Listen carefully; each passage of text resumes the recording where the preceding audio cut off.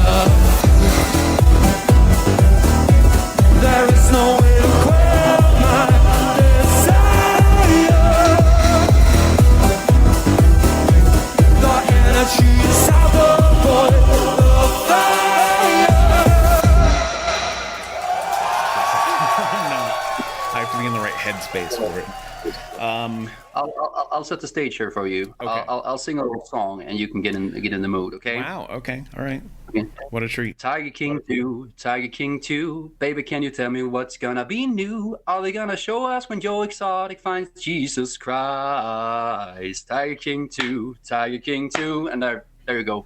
Wow. How are you in the mood, baby? I'm so fired up. Welcome to Void Signal. I'm Brian McClellan. My guest is Mr. Tom Alsberg, Ginger Con, of like a whole bunch of things. how's it going? How's things? Tell me about the future. Tell me about Odöd. Thanks for having me for the fourth time, I Right. might add. I looked at my Facebook memories yesterday, I think, and it was the anniversary of our first conversation yesterday, I Oh believe. wow! I didn't even Yeah. realize.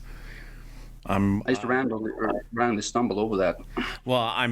I'm as honored as always. I mean, I appreciate your time, and you're a really talented guy, and I appreciate your friendship. So, I always feel like you have like interesting things to say, good insights on things. Well, likewise, Brian. That's mean. I don't know. Talking to you, there's so many aspects of like, if you do any type of like art or like creative whatever, and you put yourself out there, there's a lot of chores in that, and people don't realize that. I mean, even in creating, it's a chore. Sitting down and talking to you is never a chore, not just because it's generally fun, but because you are a delight to talk to. That is why I keep on doing this, because I don't view it as something I have to do. It's something that I want to do. Well, that's reassuring. I appreciate it.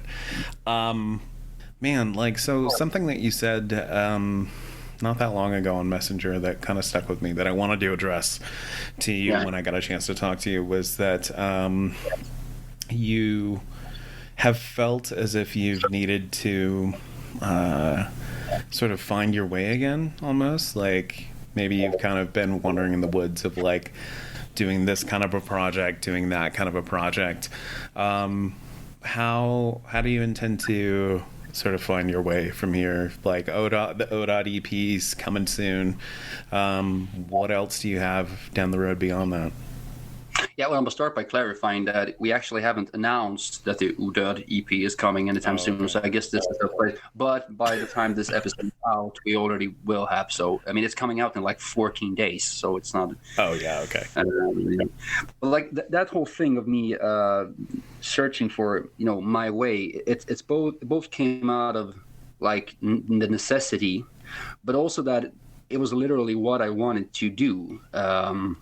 Like not having a clear path was both what I was in. Like I don't have a clear path, and I want it that way because I thought it would be fun and the only way to learn something else. Because once you find your way and okay, this is the direction that I'm walking in now, you can't really strive too far from that path, and you sort of have to stay on it, because otherwise things get muddled real quickly. So I thought this was like a golden opportunity for me to try stuff that would have been impossible before, and that will be impossible later down the road. So yeah. Okay, that makes sense. I don't know if that answered your question. No, really, I mean, but it kind of does. I mean, I'm just sort of curious to see what. I mean, like, the reason that you talking about that stuck out to me was just that it did kind of make me realize that in the process of finishing up your sort of work with Brides of the Black Room, and sort of having that book or that chapter closed, it did strike me that it was like, well, who is Ginger Khan at this point? Like, what are you known for? You know what I mean? Like, how much of a presence is there for that? I mean, I'm a big fan of yours as well as your friend, and I'm always advocate for any sort of a project or endeavor that you're involved in. But there is that sort of moment of like, well, he was kind of in this band, and then he was kind of in that band, and do you know what I mean? Like, I don't mean that as insulting. It's just that like your presence has seemed to shrink. yeah, you're very truthful. It's not an insult. It's reality what you're describing. And well, allow me to like contextualize if there's somebody who's listening into this that doesn't know. Like I did not exist on this planet for the longest period of time, and then all of a sudden I did, because I was in this band that sort of made it semi-successful and had a lot of good ideas. Maybe didn't quite utilize all of them. And in the process of a lot of things that happened with that band, I left. Afterwards, I have been a part in creating 2 side projects, basically. One was the music collective, The Brides of the Black Room, which was another high concept electronica band. Well, not really a band either. It's a music collective with more people behind the camera, so to say, that we haven't really talked about or hasn't been seen or heard in the music specifically. More people behind the camera than in front of it. And the whole thing is very visual, and all the music videos are connected. There's like an underlying story. It's almost like a TV show in a sense. And the whole idea there was like, okay, let's see if it's possible to create something good that's born from a very collective working experience, because it's always a nightmare to work that way unless you have some sort of structure. But we more or less try to do it as structureless as we could, with certain, key positions filled from the get-go. Like, okay, who's in charge of, like, not navigating, but who's in charge of holding the steering wheels, so to say, on a daily basis. And we've done that over the last plus year or so, 1.5 years. We released an album. We actually shot the last music video like 2 days ago for this season. And it's been a lot of fun. I've learned so much from that experience. Well, it's not the last video, but it's the last video we're going to shoot for this season, and it was for Intruder. Oh, okay. Gotcha. Yeah. You might have told me. Maybe it was a change of plan down the road, and we had to reschedule, but it's worked out even better actually than the original plan. So that's the Brides of the Black Room. And on the other side of this, I've also had a project with a guy that I used to play in a sort of funk rock band that I had called Mongolian Cosmonaut. And him and I, when that band sort of died out, we broke away and took a lot of ideas from that and new ideas for a more, sort of acoustic electronic sound almost. I don't know how I would describe it. We call that thing Odöd, and it's a duo with just him and I, and we do it in a very introverted way, because it's not extroverted, it's silly, like it's not music that would work commercially. Really, it's musicians' music, but with actual choruses and hooks that you can sing along to. Right. And it's rooted in a sort of faceless cosmic horror vibe, and we're going to expand upon that. And we've already released one original song and a sort of really random cover.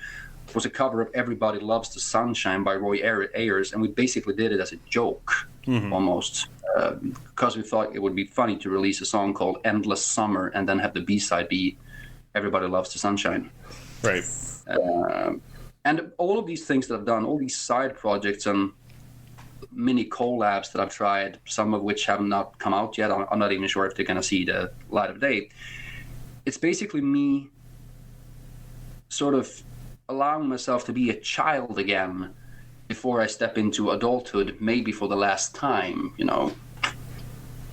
because I'm going to go solo and I'm going to do something that's way more cohesive and marketable, maybe, even though I hate that word and I hate that concept. Sure.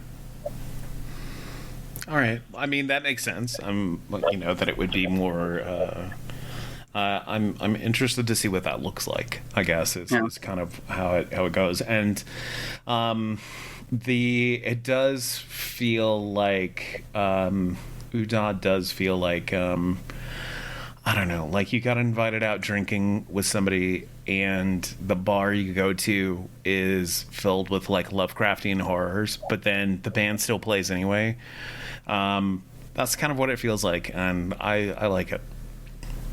Yeah, it's like the I don't know if you like talking about cosmic horror. Like what I enjoy about cosmic horror is never the stuff that you can put. it's the vibe, like the monsters of cosmic horror, like all the icky stuff. That's the least interesting aspect of cosmic horror. It's the feeling you get from realizing that you do not, in fact, matter. Right. The existential dread that sort of yeah, exactly. Okay. I mean, that's what everybody that talks about cosmic horror always says, that it's about that. But then you need something to sort of put into imagery, and then it always just comes down to tentacles and eyes, because almost all Lovecraftian monsters seems to have some of that, at least. Right. And I mean, it is a good motif, but yeah, you're right. When, you know, how do you manifest that onto a page or visually, for that matter? And I think that's also ties into why, you know, Lovecraft doesn't work in cinema. I mean, I've also sort of fallen out of love with Lovecraft in a lot of ways. I mean, being a huge fucking racist is really problematic. But, so I mean, you know, but I mean, there is still some aspects of his writing and his text that I do like and appreciate. But I don't know. I don't really. I'm not a big Lovecraft fan, really. I'm more a fan of cosmic horror, or especially things that's been inspired by cosmic horror. Other sort of cosmic dread, basically, or cosmic. There's something called cosmic punk, for instance, in relation to like cyberpunk. Cosmic punk with like very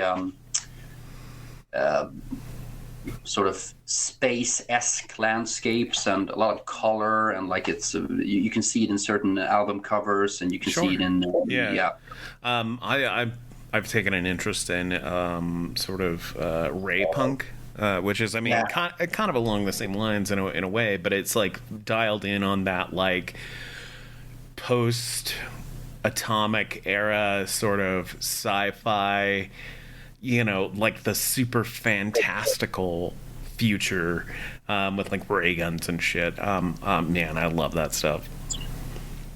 Isn't there some video game that came out a couple of years ago that's basically rooted in the ray punk thing? It was called the Outer Worlds or something like that. Yeah. It's a RPG from like Obsidian Entertainment, I think. Yes. No Man's Sky is also a really good ray punk. That's right. Yeah. And offers a lot of like. I mean, the story for No Man's Sky is actually pretty compelling. It offers a lot of like sort of self-reflective, what is existence sort of shit, and it got surprisingly deep in parts. All, you know, set against this very colorful color palette, but you know, the soundtrack for the game is also like this. It's kind of like postmodern rock, like Sigur Rós meets sort of like ambient synthy kind of stuff. Like, it was really cool. It's super cool. But Outer Worlds, I love that whole theme and that whole sort of, you know, faraway space. There's a painter that I just absolutely love, and his name is escaping me because, you know, of course it is. But I'm super into that shit. But yeah, you're right. Cosmic horror always ends up being sort of dialed down to eyeballs and tentacles. Yeah. By the way, while I'm still remembering this, to you and to anyone who's listening who hasn't seen the Internet Historian's video on what did we just talk about? What was the property we just talked about? No Man's Sky. Anybody who hasn't seen the Internet Historian's video on No Man's Sky should totally check that one out. And for anyone who's not like watching or haven't heard of the Internet Historian, look that up. He's really good at what he does. Okay. It's a big breakdown on the background for that game and what went wrong and how they salvaged it. Right, and they truly have salvaged it. I mean, it was something that I started playing for free, almost for free. Like, you know, if you go on Xbox, you can subscribe to like their Game Pass system. It's like Netflix for video games, basically, kind of thing. And I, you know, downloaded it on a whim, expecting to not like it.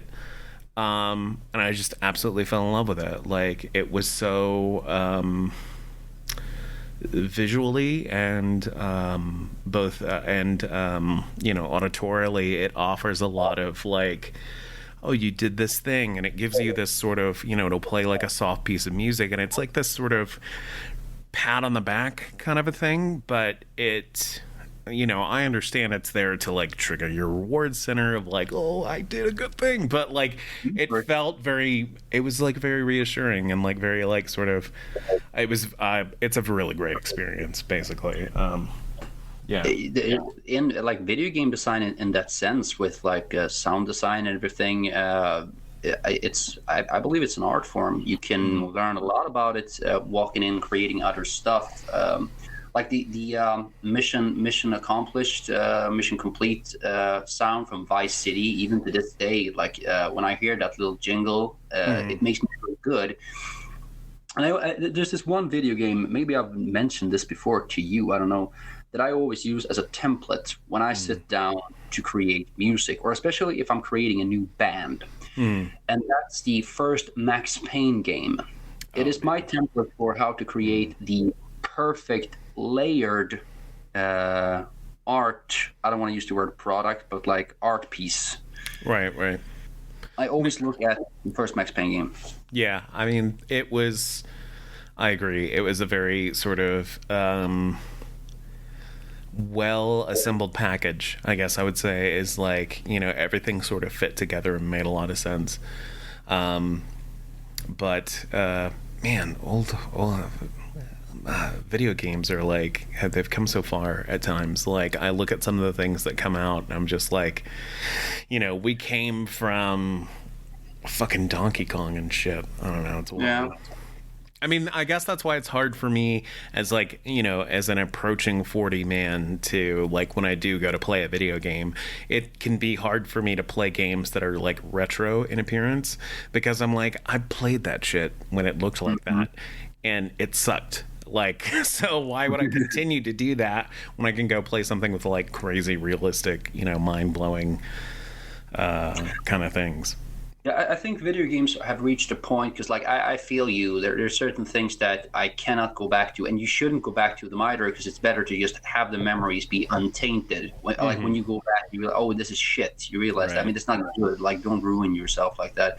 But there's a flip side to it as well. Like, I think that video games is not like, they're now stepping into where movies were when they were doing these really big budgeted, insane spectacle movies,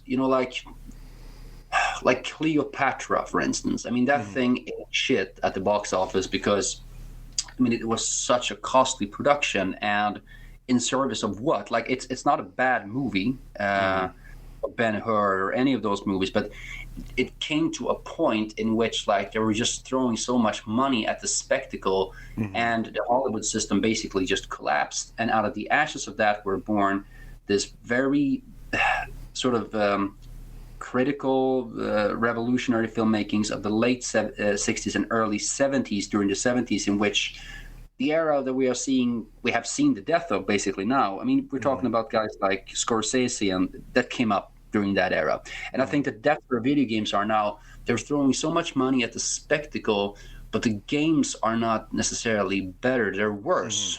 Right. For sure.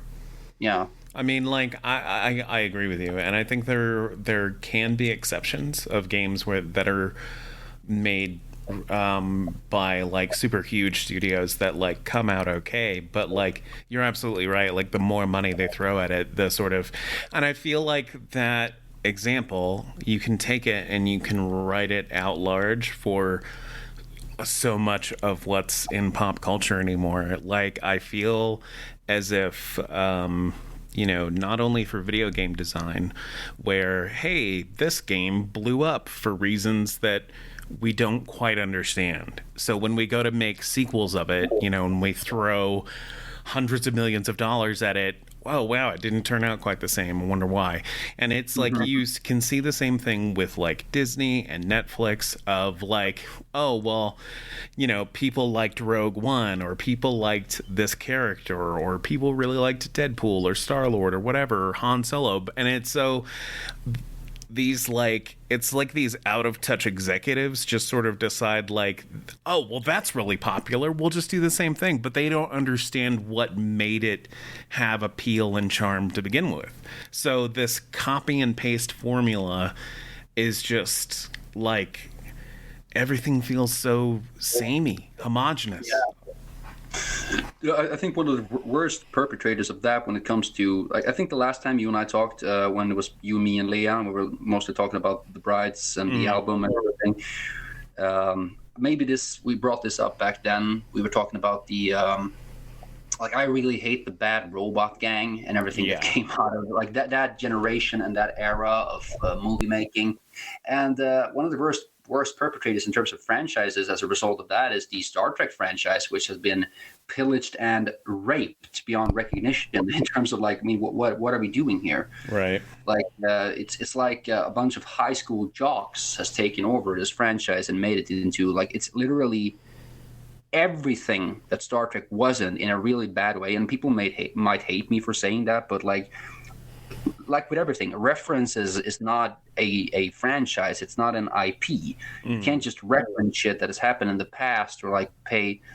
Like, you're not paying homage. You're using this as a weapon, an emotional weapon to get people to pay you money. Like, imagine if I bought the rights to Queen, and I said that there's a new Queen album coming out. Like, how much can I take away of the original thing before it ceases to be that thing? What gives me the right? Well, I own the IP. Well, people would never reason that way when it comes to bands and music. Why do they reason that way when it comes to movies and video games? Like, oh, there's a new Star Wars movie coming out. No, there's not a new Star Wars movie coming out. That's impossible, because you got to have at least 70, 80, 90% of the people that worked on the original movies if you want to make a Star Wars movie. It's done. Move on. Let's write something new. Let's create something new. Well, I mean, I think that's the thing that, like, I've found myself so disappointed with, is that, like, when it, the Disney acquisition of Star Wars is, like, a really easy example, was just that, like, my expectations were, like, oh, cool, like, maybe we'll see some, like, expanded universe stuff. I don't want to, like, why do we have to revisit all these, like, inbred characters? Like, like The Mandalorian was fun and fresh because it wasn't anyone. It wasn't Han Solo's cousin or, Boba Fett fucking again or whatever. It was something different. And that was the appeal of Rogue One as well, is that it was something fucking different. And I just, the other thing I've gotten so sick of to death of is the snarky kind of a character, like, that has been, I mean, you could argue that maybe it started with, like, the Han Solo, Indiana Jones sort of a thing. But, like, now it's everywhere. It's Deadpool, it's Star-Lord, it's every film you watch has to have some sort of kooky, zany, wild card sort of a cat. And it's so old. And if you want to use the rogue archetype, which I guess that's, like, based on, yeah, there's other ways of doing it than making the character, like, there's a point in which quirkiness turns into, this is just an unlikable asshole. If you want me to, like, I walk that line every day. Very carefully, and it is hard as fuck. It's like, I don't know. Quirkiness is not necessarily a character. Just as if you want to write, I don't know, an anti-hero, just making the character really dark and brooding does not necessarily give the character. Welcome to Writing Tips with Brian McClellan and Ginger Khan. We'll be here all night. I mean, I could talk about writing craft stuff, like, all day and geek out on it. I do love that shit. Yeah, me too.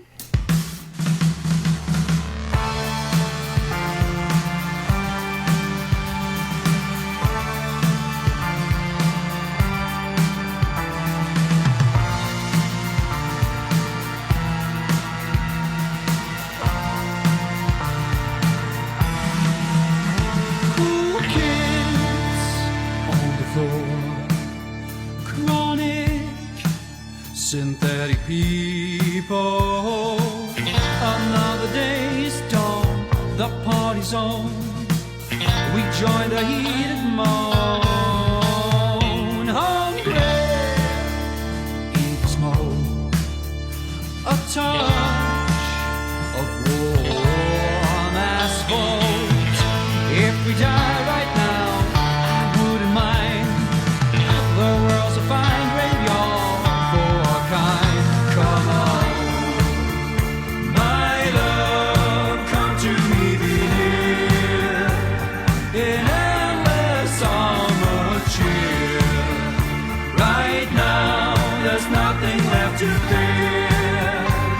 The endless summer's here.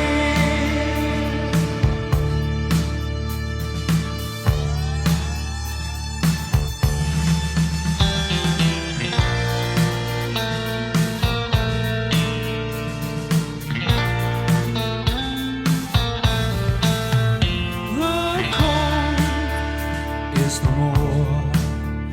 We drown so that we can soar. And if winter hides down the line, then we are necro kids, so we'll be just fine. My love, come to me, be near in endless summer cheer. Right now, there's nothing left to fear. The endless summer's here. Whoa, the summer. Falling down, hit the ground. An endless sheer. My dear summer, my love, come to me near in endless summer cheer. Right now, there's nothing left to fear. The endless summer's here.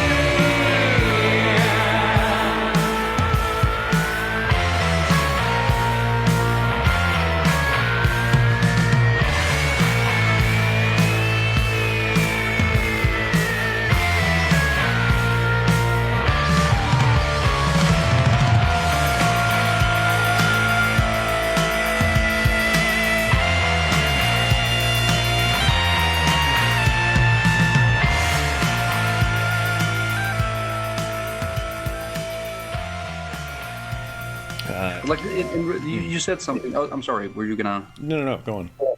Yeah, like we were talking earlier about like you put a lot of money into something and you want to make it what you call like AAA games, for instance. Right. This is which I believe is a genre that's going to go like when the Hauser brothers left Rockstar Games. Mm-hmm. To me, that was like, okay, if the industry does not understand that this is the silencing of the canary in the coal mine, then nothing will wake them up.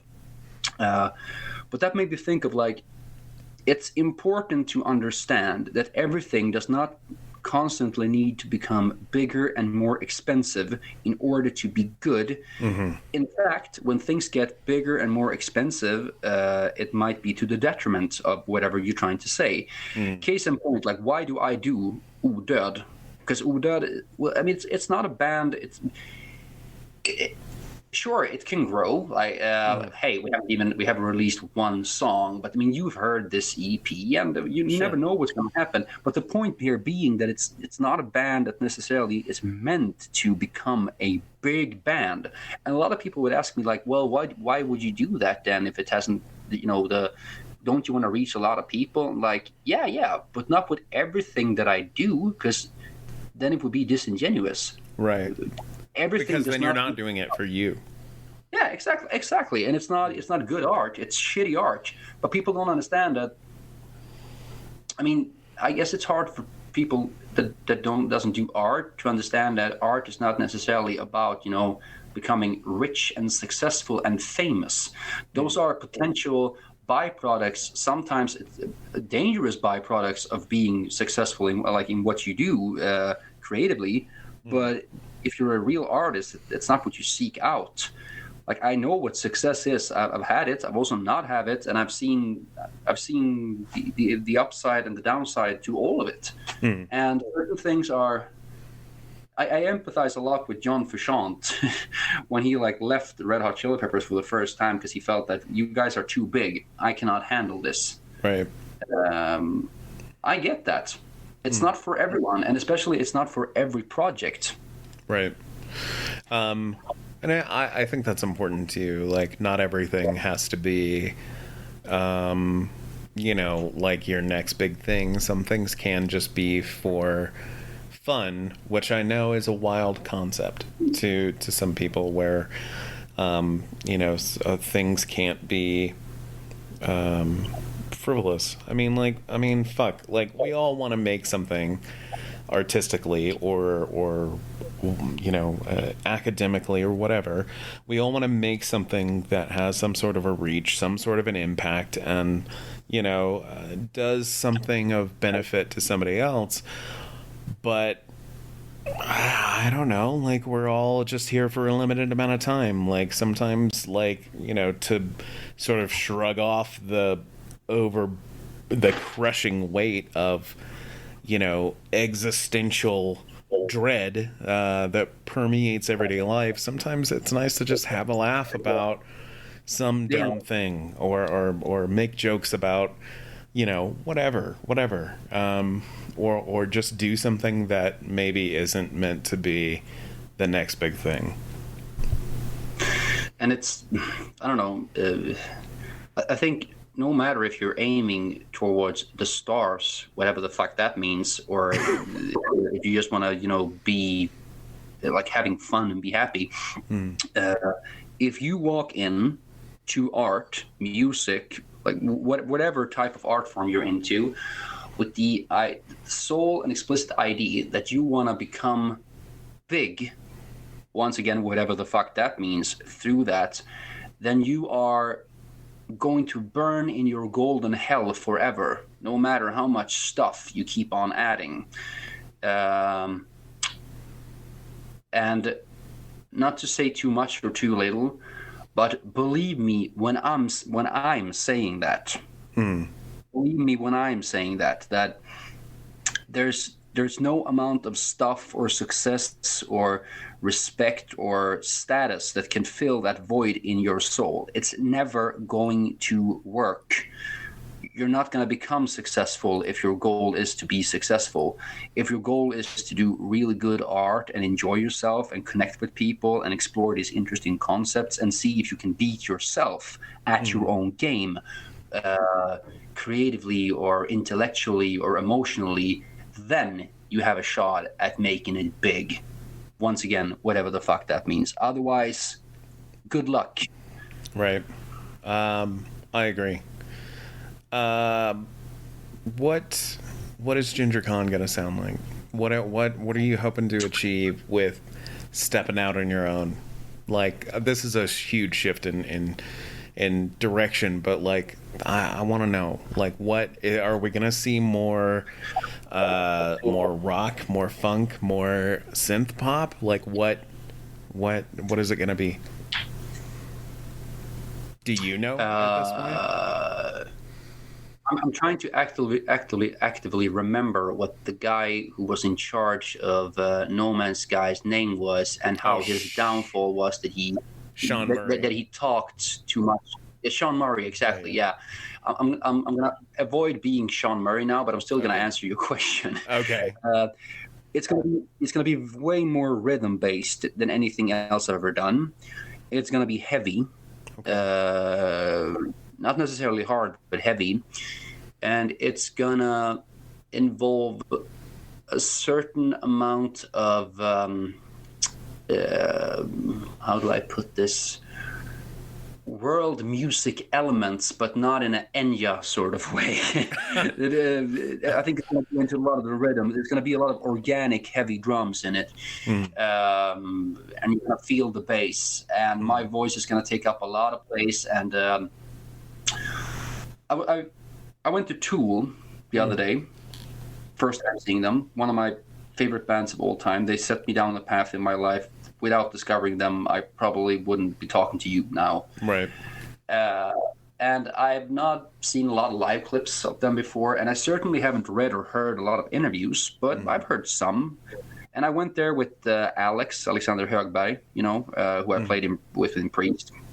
We both basically cried because we thought it was so good. And we talked about Tool and their public persona. And he brought up something that I've realized as well, listening to interviews like that Maynard said, that sitting around and like talking about our art, that like it makes it less interesting. Like I can do like that guy, he can do an interview a year, because otherwise it would suck all the value out of Tool. Now, I'm not comparing myself to Maynard or Tool or anything like that. I really want to answer your question, and you asked me like, do you know? And the answer is kind of. Like I have ideas. Like on certain, like maybe I'll do an album that is more rocky. Maybe I'll do an album that is more funky. But what I do know now is that it's probably not gonna be really funky or really rocky from the get-go. Because I mean, that was a different version of me. I'm exploring aspects of that in Odöd. I am rooted in the electronic music scene, and it's what gives me the highest highs still. Sure. But I'm not gonna do I'm not gonna do synth pop again. Not to be cocky, but I felt that I came out, I did that, I refused to elaborate, and I left. And it's like I can't top what I did there. And I think it's pointless to try for me to do like another synth pop thing. The Brides of the Black Room is not I'll go ahead and say no. I will politely disagree, but I mean, I think there's still room. I think there's still ground there to be covered. I mean, and I'm not going to sit here and try and persuade you to my viewpoint or my opinion or anything, but like from somebody who has when I was still writing for Region, like I sought you out for an interview, and I've been, sort of watching what how your career has evolved, and I've seen a lot. I mean, maybe I've maybe paid a little bit more attention than most people, right? But I definitely think that when it comes to synth pop or some sort of like electronic sort of a band, sort of a style of music, I definitely think there's still territory that you could cover and that you could tread upon and make some really powerful, really wonderful pieces of music that sure, maybe they're a little bit commercial, maybe they're a little bit hooky and catchy, but they're a vessel for a more important meaning. Like here's the thing, don't get me wrong. Sure. There will be synthesizers in the music that I do up ahead. It will be in a lot of people's, ear, it will sound, but this is just synth pop. Now I will disagree and say that, well, it's electronica. And the point is, like, who cares? Sure. I mean, would you consider the Brides of the Black Room to be a synth pop band or group? No, I probably wouldn't. No, not really. But I wouldn't feel comfortable putting that label on it. Yeah. No, me neither. But there's huge synth pop influences in there. Sure. And it's going to be the same with my solo career. There's going to be huge influences in there, but I'm not going to come out the gate like if I don't want to dwell on things too long. Like I played in a funk rock band. It wasn't that good, right. but there was a lot of good ideas in there. Then I've been in a synth pop band. It was really good for an album and an EP. And then I was basically done with that. It's not the reason why I left, but I was done with it. the Brides, it's not my band. It's a thing that I'm in. It's a collective thing. So I was willing to go back to a very classic electronic sound there, knowing that whenever I step in there, I'm in the hands of my friends. So it's not not my thing. Odöd, there's synthesizers in that, but it's not a synth pop group. It's a weird, like I said, it's acoustic electronics. That's the way I would describe it. It's very genre bending. Like, I had no idea where the next song was going to go, and that was what made it fun. And it's its own thing entirely. The things that we're writing now, like we have, I don't know, like 10, 15 sketches for songs just lying around. They're all over the place. It's gonna sound like us, but it's its own thing, and it's gonna be the same with my solo career. Like there's a red thread going through all of this, both in my voice and concept wise and everything. But it's different, and maybe Junior Khan will someday do a really synth poppy album, but. And I'm rambling today. I'm noticing that. But like, here's another thing. If you wanted to release a sort of retro-sounding synth pop album, the time window for doing that, if you want to be relevant, which is also a pretty shitty word and everything, but like it pretty much just kind of just closed. Like that, if you like. Once the Weeknd had done like the few last years that he's done, and Daft Punk sort of announced that they were shutting down operations after Random Access Memories, it was like, this is the canary once again. So like it would be like coming out in with a grunge album, or better yet, a sort of hair metal album a few months before Nevermind. Like. Right. I'm gonna go back to that source one day, but I don't think that day is now. Now I gotta do something else. I'm listening to an insane amount of hip hop, goth rock, classical music. I'm discovering things in the mainstream pop scene that I really like, weird stuff that I never thought I'd be into. So I'm open for anything.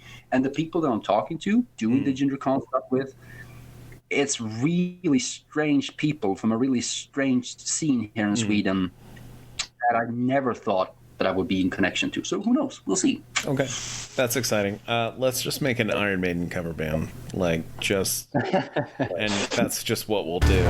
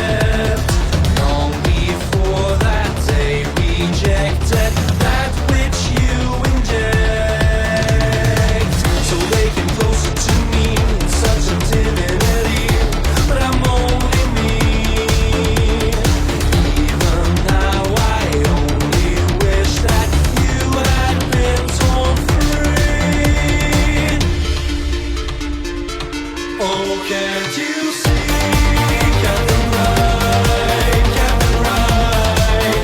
You have already died. Now only me will make the sea grow with Mercury.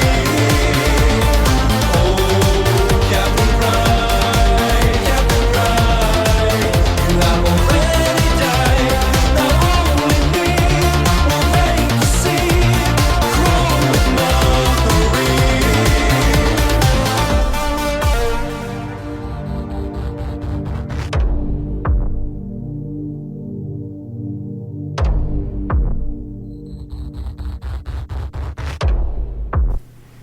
Speaking of Iron Maiden, what's your favorite Iron Maiden song? You have one?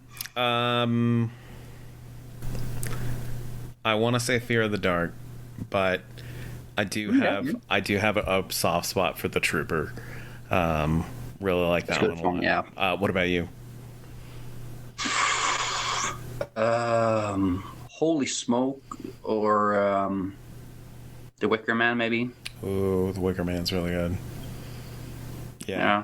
That's a good one. I mean, here's the thing. Like, normally, if there's any real Iron Maiden fan, like when you're talking about like a big band, and you mentioned these big songs, there's always like some fan out there screaming like, "Oh my God, how the fuck can you pick those bullshit commercial songs?" But with Iron Maiden, it's like their fans like the big songs. Right. Like, it's not controversial to pick Wicker Man or the Trooper. Like, people go, "Yeah, fuck yeah," and I like that about Iron Maiden. You're allowed to like the big songs, and it's not a detriment to the band or you or your point. I feel like it's kind of like that with a lot of metal. Of like, if you like the big songs, that's okay. I mean, to not every single one, but Iron Maiden is a great example. You mentioned going to see Tool. Do you have a favorite Tool song?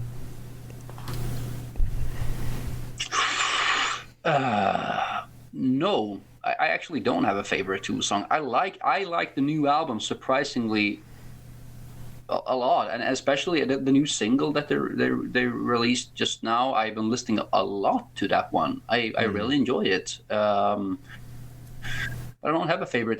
When I'm at work, once again, if there's somebody who doesn't know by now, I mean, why would people even remember this aspect of me? But I sell booze during the daytime at the government licensed national store chain in Sweden that does that, called Systembolaget. And there's a lot of downtime when you just fixing up the store and just walking around. And I'm in charge of the liquor. By the way, I'm the liquor guy. And I sing a lot of Tool songs, and the two Tool songs that keep popping into my head are the hits. I sing a lot of Parabola and The Pot, like every day. Almost every day I'll sing those songs. Those are good songs. The new record is good, but it's one of those albums that I feel like you plan to listen to it, and you sit down and you listen to it from start to finish or on shuffle or whatever, but like you experience it, and then you're sort of like, okay, now I put it back in its case and it goes back on the shelf, and it, like there's a lot of films like that too, where I will see it once and I'll understand the hype surrounding it and I'll understand why it's important, but I might not necessarily want to go visit with it again, or experience it again for that matter. Pink Flamingo. Yes, right. Requiem for a Dream, or The Fountain was a little hard to watch, but man, I haven't seen that one. Oh man, I mean, even if you don't watch the film, the soundtrack for that movie is a must. It's Clint Mansell, who was the lead singer for Pop Will Eat Itself, industrial pop, sort of a UK punky kind of band.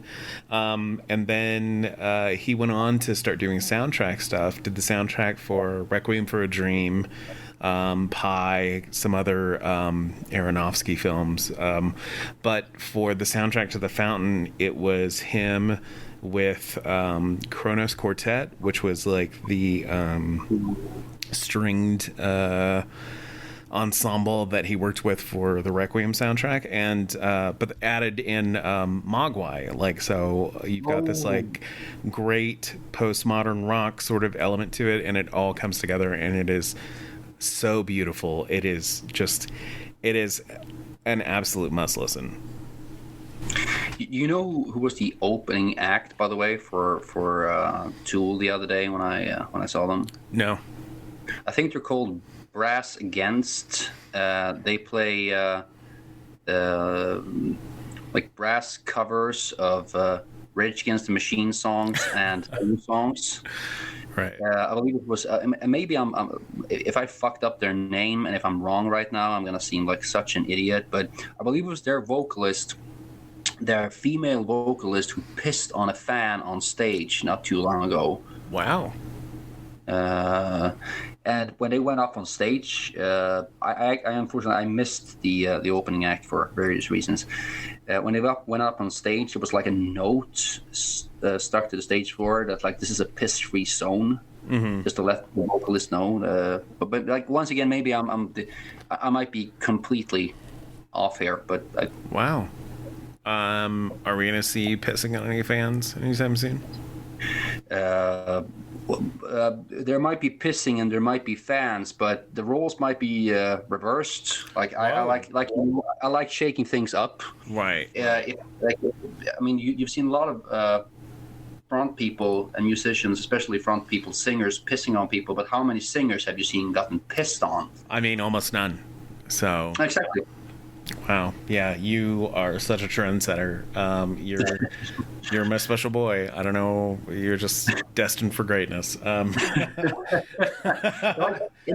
all seriousness, I will never sit and claim that what I do in anything is like groundbreaking or necessarily interesting or even good for that matter. But what I will say, if I should say something about myself, and this is more a handicap, if anything, but I also know it is a part of my signum. I cannot do something that is just the thing. It's impossible for me. Like if you and I were to start a band, and let's say you and I want to play metal, I cannot do that. Like I cannot just, okay, we start a metal band. It can be the best metal band in the world. But like, okay, my question is, what's the twist? Always, like, what is the reason to why we're doing this? Right. For instance, if Priest, which is what I'm most known for doing, if Priest would have just been a synth band straight up, even if the twist is like, because I know synth pop is not known for its vocalists, even if the twist is that we have a vocalist who cares or a vocalist that sounds like a rock and roll singer or whatever, it's still not enough for me. It needed that heavy metal aesthetic for me to go, now we're onto something. This is good. Right. I can also not play in, I mean, look at The Brides of the Black Room. I agree to it because, the visual storytelling is very important, and we're mixing sort of cyberpunk-esque hacker aesthetics with black magic. Right. I'm very aware of how difficult you can be. Like because it's like I feel like that's something I definitely knew and understood about you, because like when it was, and it's honestly one of the character traits about you that I enjoy the most is just that it's like, because you give a huge shit about whatever you're gonna do, whatever you're gonna be involved in, and I think it's definitely an asset. And it can be a detriment at times, because it's like, let's just do this fucking thing. Who cares? Like, it's we're wacky. We're just doing spontaneous spur of the moment stuff. And it's like, no, Tom can't do that. He has to, there has to be like you said, there has to be something different about it. There has to be something special about it. And it's not, I mean, the detriment part, and I don't even know if this is, I guess it's connected. It's not really the same thing. I can be like, if I don't know like the context, the framework, like what's the framework of what we're doing here, then it's not that I lose interest, but I get anxious because I feel that there's something missing. And I mean, you can edit this part out if you want to. I don't really know where a good place to cut, but like I've postponed this conversation with you like a couple of times, and you did it like once because you were like sort of sick too. Right. And the first time, well, I mean, both times I had, first I was really sick and like I had legitimate reasons, but I kept like putting the date down originally because I really wanted to like figure out why are you and I sitting down to talk. Right. And I don't want to like, and it's really important to me for you to know. And once again, you can edit this out if you want to. It's not because I don't enjoy talking to you. It's not because I don't value this or that I want to be disrespectful to you in any way. It's just that if I do not know what is going on and where it's leading, it gets very confusing for me, and it's not going to be a good conversation. It's not going to be a good project, a good song, a good coffee break. I need to know what's going on. I'm a bit autistic in that way. I don't find it that like, it's not that like huge of a hindrance or anything. It makes sense, it's a recording session for the podcast or whatever. It's supposed to be casual, but it's also just supposed to be like I understand the need for context, I guess, is kind of what I'm trying to get at there. So, I totally get that. But, I also appreciate that you have expectations of anything you're going to be involved in. Like, you're not going to half-ass anything. Yeah, I mean, and here's the thing. Once again, I'm not saying that I'm so great. I don't even know that I am. I know that I surround myself with a lot of great people, which is one of the first lessons I would give anyone that's looking to get into anything, no matter if it's a business or like, always surround yourself with people that are better and smarter than you. Always be the dumbest, least talented person in the room, because then you know that you're working with you're gonna learn a lot. Like this is a good. In almost every social situation, that's pretty much me. So I learn tremendously every single time I leave the house. Really. So that's a smart tactic. Yeah, thank you. I mean, it's worked out so far. But I mean, no, that's absolutely true. I mean, like, that is like been my experience, is that like there's a lot to be learned just by sort of sandpapering yourself up against other people who are cool and smart and are doing cool things. It helps you sort of take notes, not just on what they're doing or how, but like sort of why. Like, why do they take the time to do this or do that? So yeah, that's solid advice. I don't know. This has been a really interesting year. I feel like I've aged 20 years.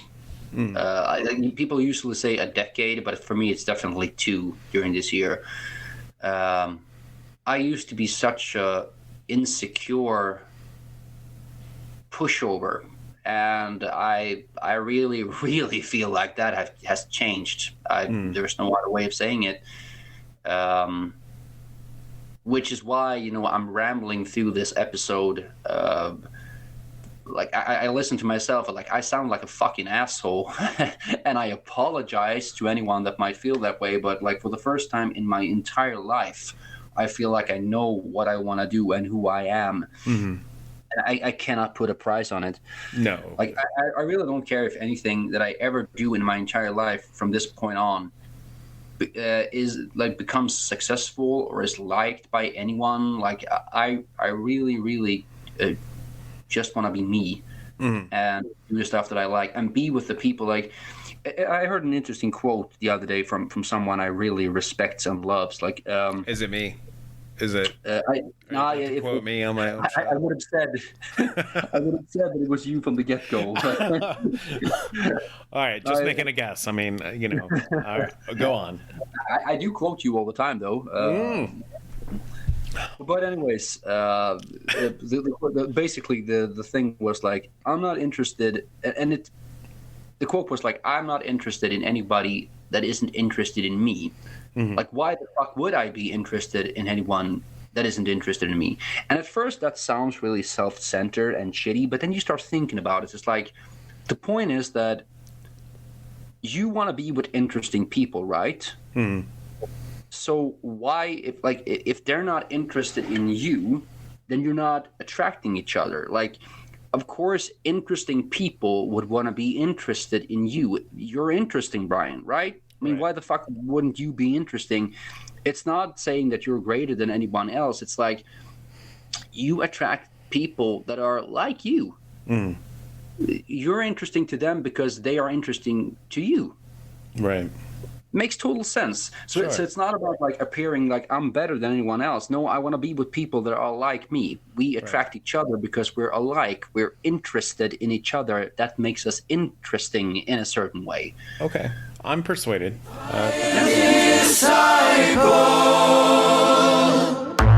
I cannot wait to be showered in all your hate. I know my way, I'm a fire disciple. Whatever you say, nothing will ever change my ways. I bring down the rain and I will burn your Bible. Kneel down.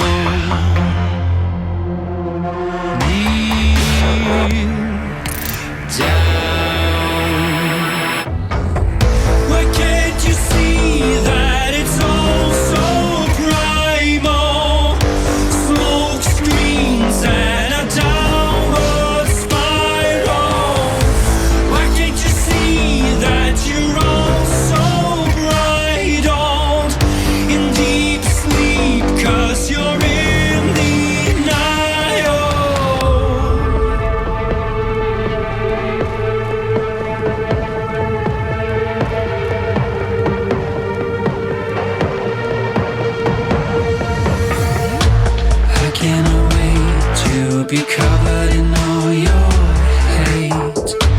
I know my way, I'm a fire disciple. You can be saved, doesn't matter how much you pray. I wipe away all the dull and idle. Kneel down. Kneel down.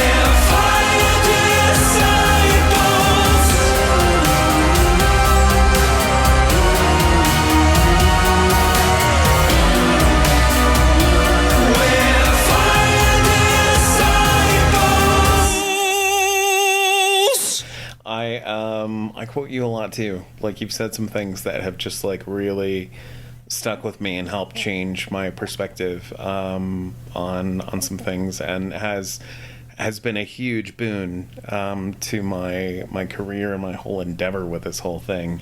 And I can't thank you enough for that. Like, it really helped open my eyes to things. And like, I've been becoming really friendly with Ken Magerman from Sounds and Shadows, and ended up making amends with Ilka from Region, and like we got together and recorded like a crosstalk session with and I was like, this is cool, this is neat to have the ear of these other sort of scene icons, I guess, or community members, kind of a thing. And that none of that would have happened without your advice. So I appreciate it. Yeah, absolutely. You've helped. It was. I mean, honestly, I can point to.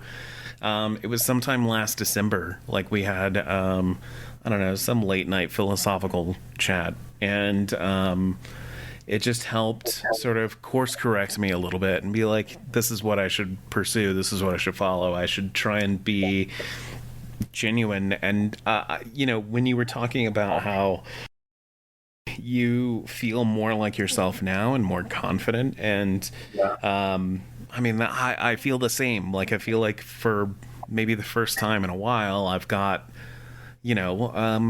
an idea of where I'm going, I guess. Like, the path ahead is not so shrouded or obscured that I feel like I'm wandering or lost. Like, I feel confident. I feel, powerful. Like, it's really nice.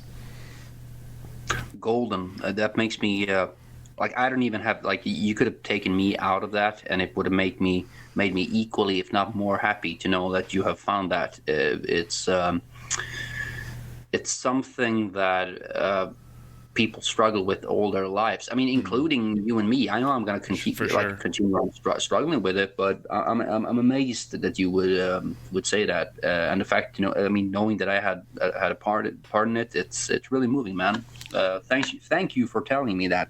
For sure. I owe you a huge debt. I'm very grateful.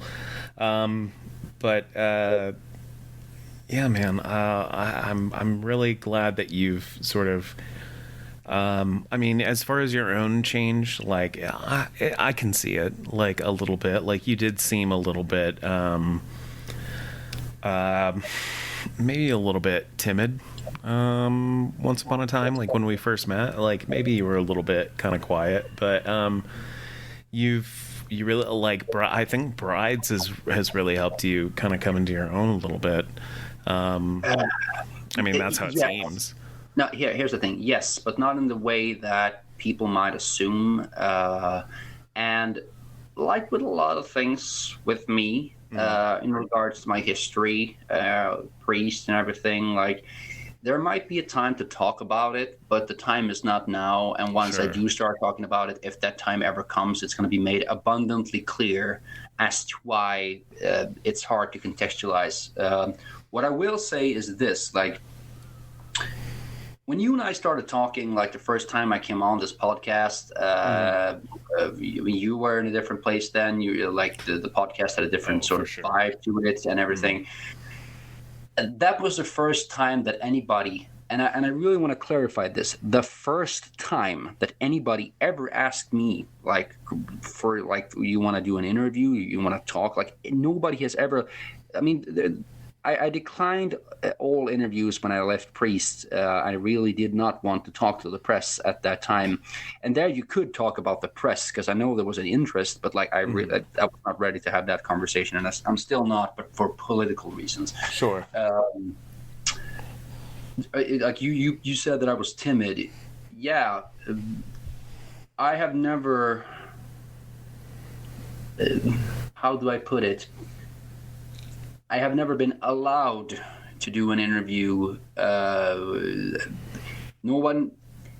It gets complicated really, really fast. But the point being that what happens to you and how people choose to treat you, both in a like out there in the real world in a broader sense, but also personally close to home.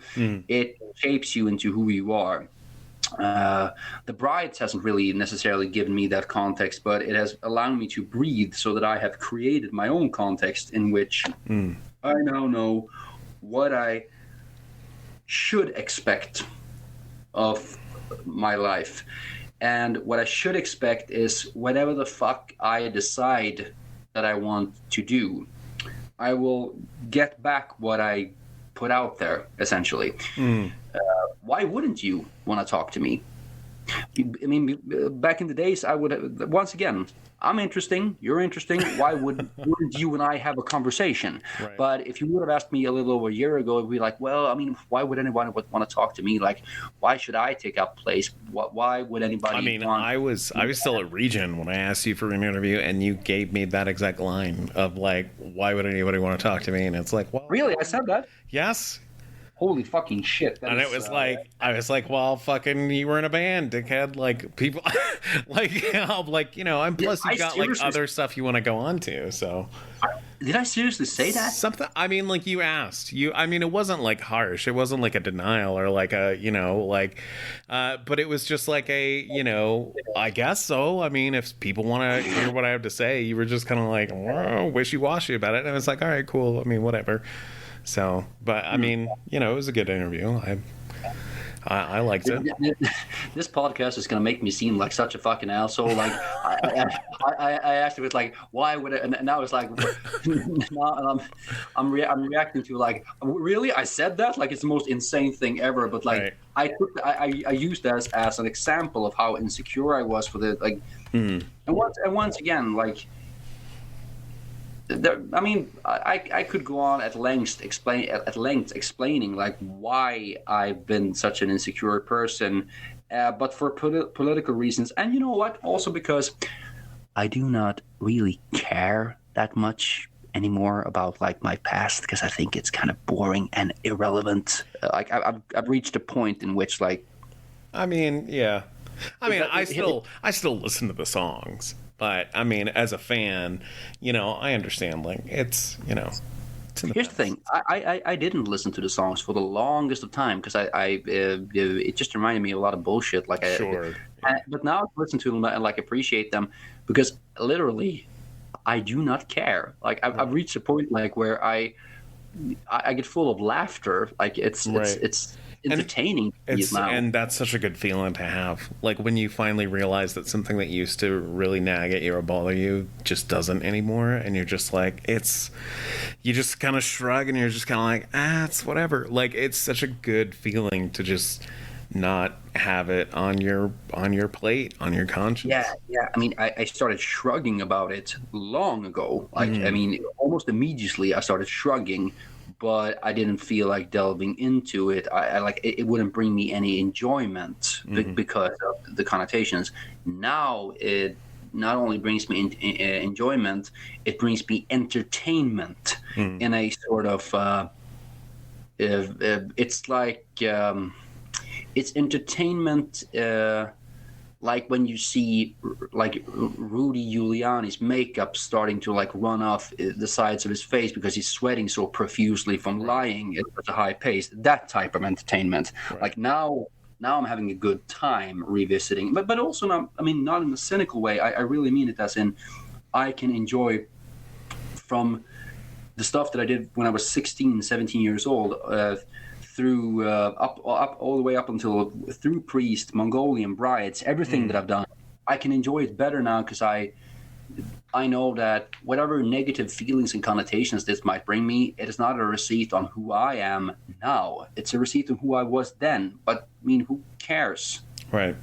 I might get cancer or LS tomorrow and like die.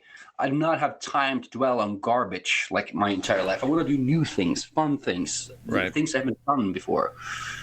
I'm an advocate of fun things. I do appreciate your, your sort of your drive for things that are like serious and meaningful, because I wanted to.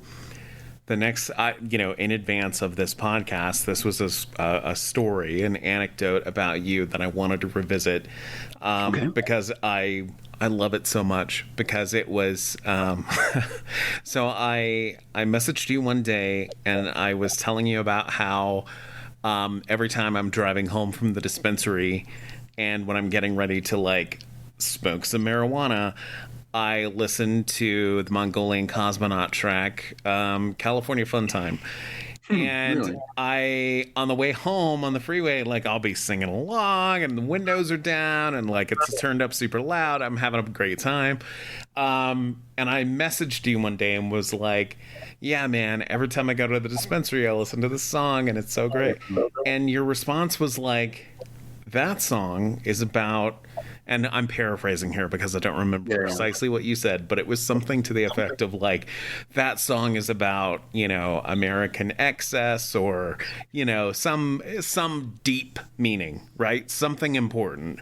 And I'm like, yeah, sure, whatever. It's, California Fun Time. It's great while I'm smoking weed. Like it was, it was just the very amusing contrast of like, you're still like very serious and that's great.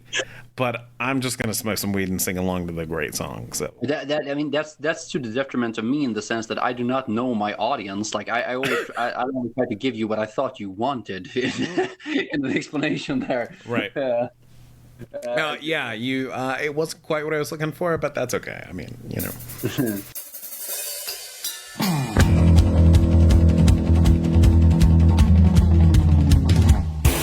So we going on vacation to a promised land with a bulletproof vest on, walking hand in hand, girls. You know that I love it. That fast demand for some California fun time with my neck roll band, yeah. Buy me some real estate, I ain't cheap. Never said that I was classy, feeling too deep. Oh, well, I show the beaches with me. Says we were kids, all their bands, but when we do, heaven is gone.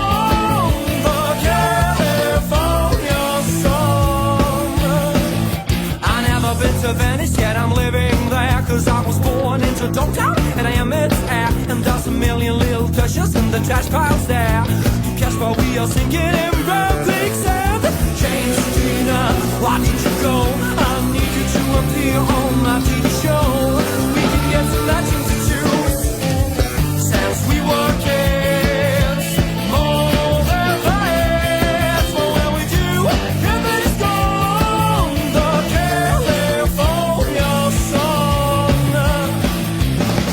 of ancient days, why did you go away, California?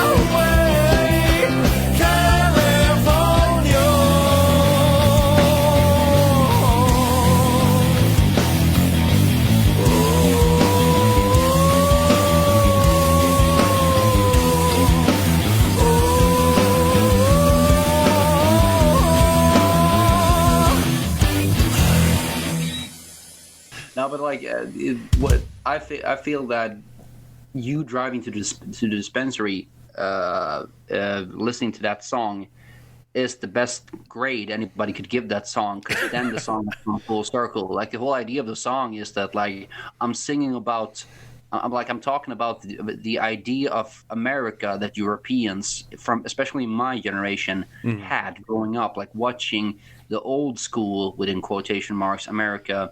Like if I would go to the U.S. today, I would do that, looking for the America that I saw on Miami Vice or Beverly Hills, or I mean, even something. I mean, those shows are super fake, but like something real, even like the 2000s America, whatever.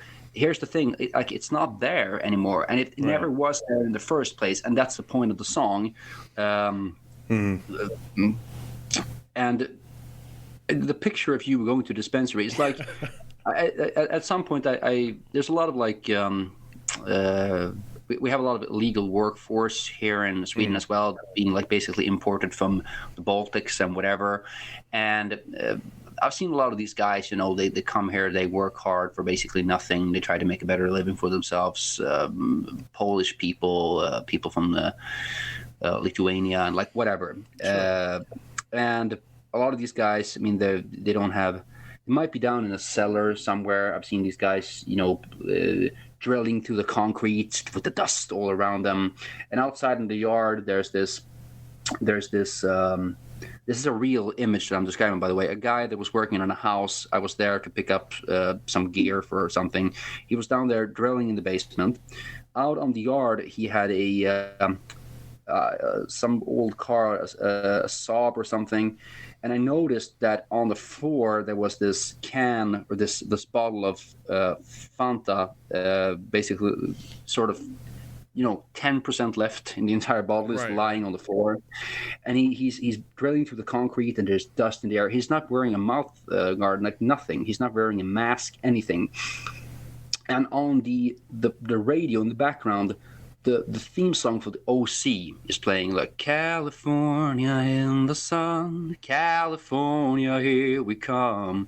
And then this guy, this Eastern European guy, when he hits that high note, he sings along like California, but he's doing like when it's broken English, California, and like he's drilling and the dust is all around him. And I saw that image and I was like, I'm gonna write a song called California Fun Time, because that guy, he's having the time of his life, and he's dreaming about an America that isn't there anymore, just like me. Like he's a product of that, and it all connects.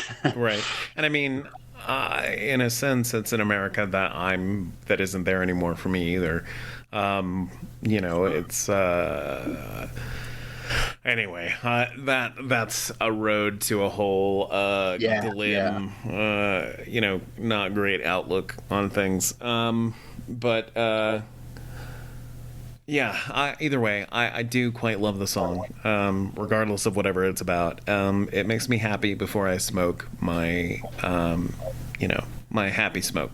So and creators should never explain their art, but it's more to it. It's more or less to it than that. The point is being that it makes me really happy that you, in a very mundane situation, just like that guy, when I just started thinking about these concepts, that I like if the mundane leads you into thinking about something bigger or smaller, for that matter, then there's good stuff there. Write about that, sing about that, talk about that. Oh, for sure. I'm a fan of the idiosyncrasies that sort of make life worth living and being memorable. I mean, some of my fondest memories, throughout my life might be just like, seemingly trivial things, like just, some ordinary ass day that ended up being memorable because, I don't know, we did something out of the ordinary. So I think there's a lot of value in that. But not to wax too philosophical, I will. We've been talking for about an hour and 20 minutes. I will go ahead and ask you, what are you enjoying lately? Like musically, you mentioned hip hop, but what else have you just been like super amped about? You know, I was entertaining the idea of like starting to like corner my guests. I don't think I'm going to do this, but like being like, okay, I'm going to ask you the last question of the podcast that I always ask, which is what? And like when they don't know, because they won't. Of course. And then I'll be like, oh, did you agree to go on a podcast without listening to it first?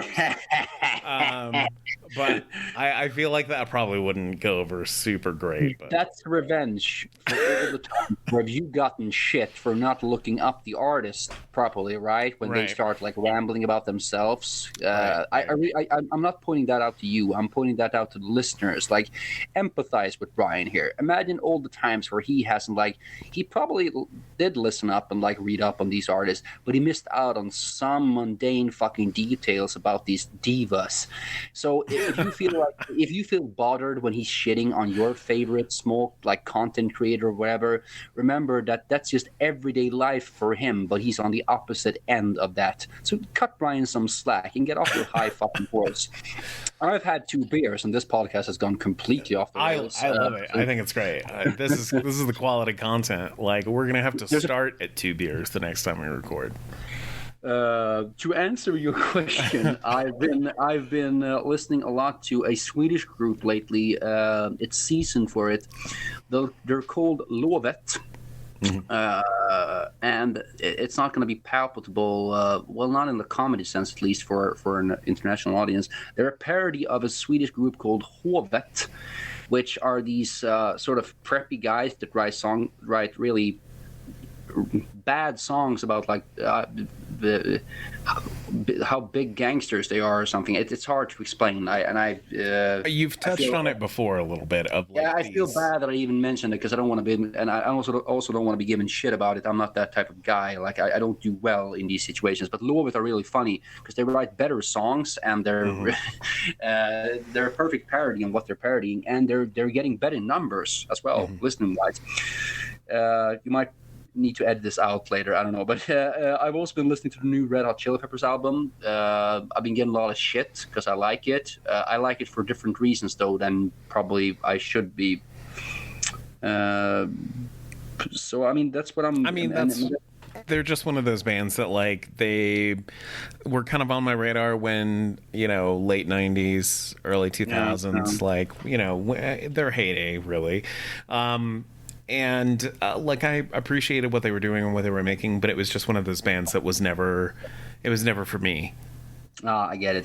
It's a very polarizing band, and they should be. I mean, they've taken risks. They have an identity. If you have an identity, you should be polarizing.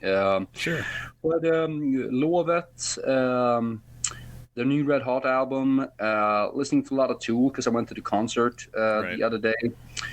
And I've also been listening to a lot of extreme metal, which is not a new thing for me. What's extreme metal? Like, how is that different from normal metal? What do you like? Is that a genre of its own? No, it's metal that falls sort of. I mean, it's everything from hardcore to black metal to grindcore. Like, it's categorized as extreme metal, and it's the only reason why I'm using that term is because I'm talking to an American, because it's an American term. Like, we don't use the word extreme metal here. We just say metal. I have never heard the term extreme metal, and I live in the United States. But I mean, this is anecdotal, so I think the terms comes from like American metalheads trying to explain to quote unquote normal people what the different types of metal might be, and then they use the word extreme metal to like categorize. I'm listening to a lot of death metal right now, for instance. And once again, not a new thing for me, but I haven't really been there for like 7 years. So it's not. I should have just said I listened to a lot of death metal, but whatever. It's fine. Yeah. Those are good. What have you been enjoying? Well, I've been listening to a lot of, fellow Swede Processor. I've just been stuck on it for like months and months now. Longer than that, like over a year. I just like Johan Isaacson. He's just him and Sam are working together under the name Modesty Beast, and it's just I'm really hooked on it. Like I just can't get away from it. The new Tears for Fears album is really good. The new ES, yes, really wonderful songwriting on that.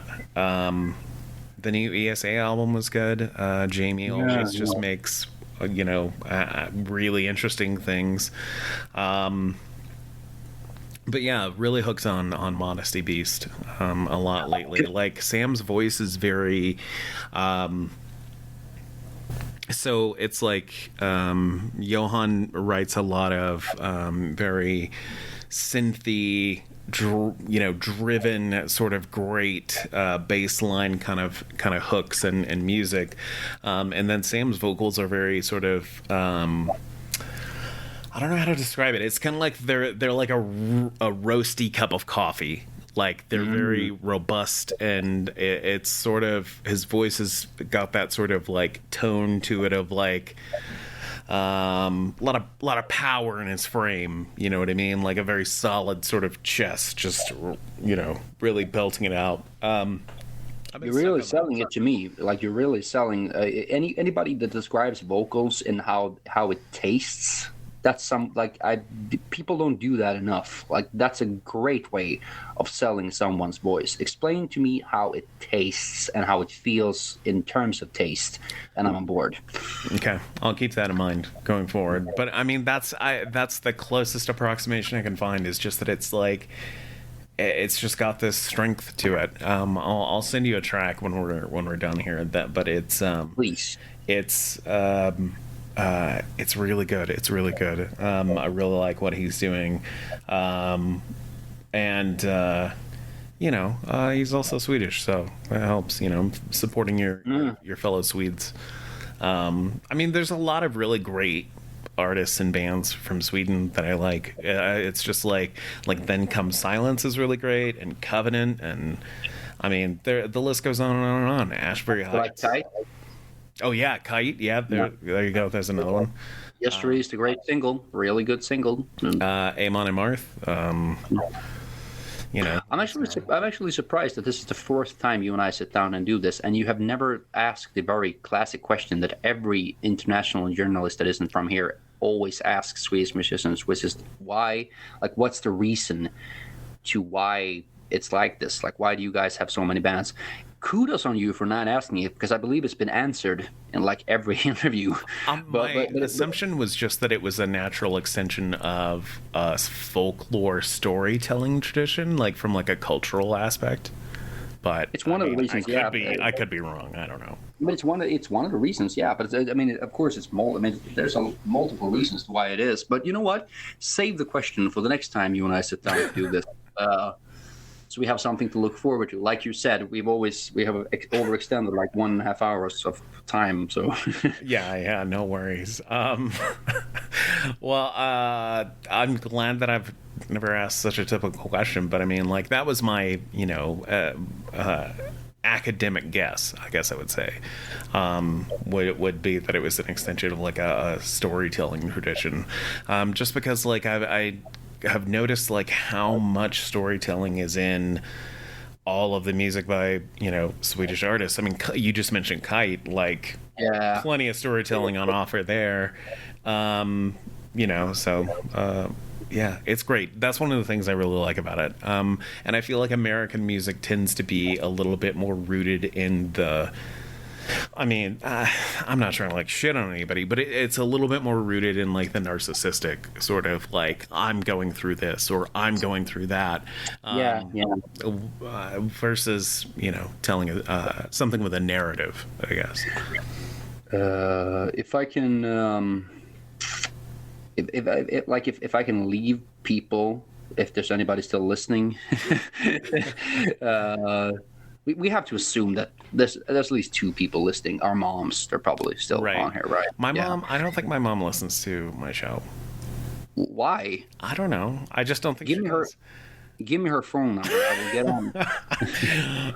I just don't think so. I know that I know there are some regular listeners out there, but like they don't interact with me on social media, so I don't.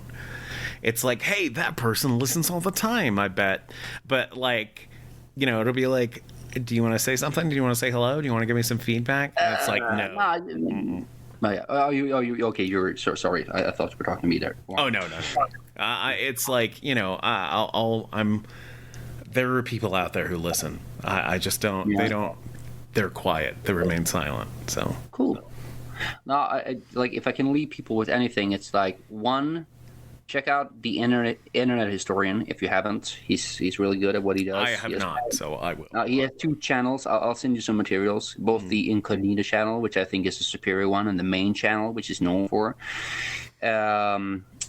I've already lost my chain of thoughts, so this is going great. If I can hawk something, I would just like to say that the Odöd EP, it's called Equality, and it comes out on the Friday the 13th of which is this May. Coming up now in like 14 days from the recording of this podcast, and that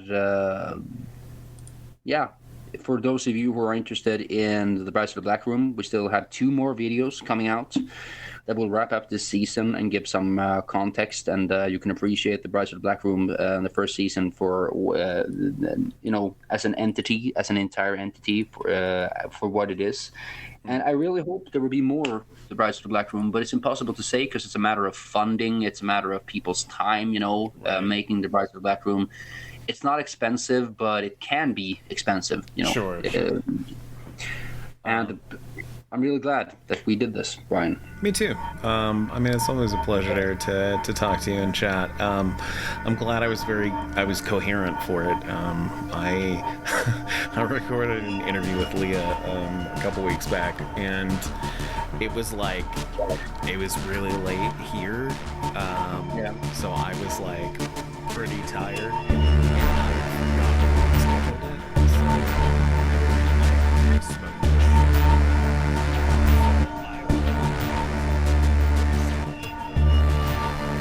If you enjoyed this episode of Void Signal, you can visit voidsignal.net to make a small donation to the podcast. Even just $1 here and there helps. You can also find merchandise, stop by, buy a shirt, and help support the podcast. Otherwise, you can click all the social media buttons. Those help too, and I appreciate it.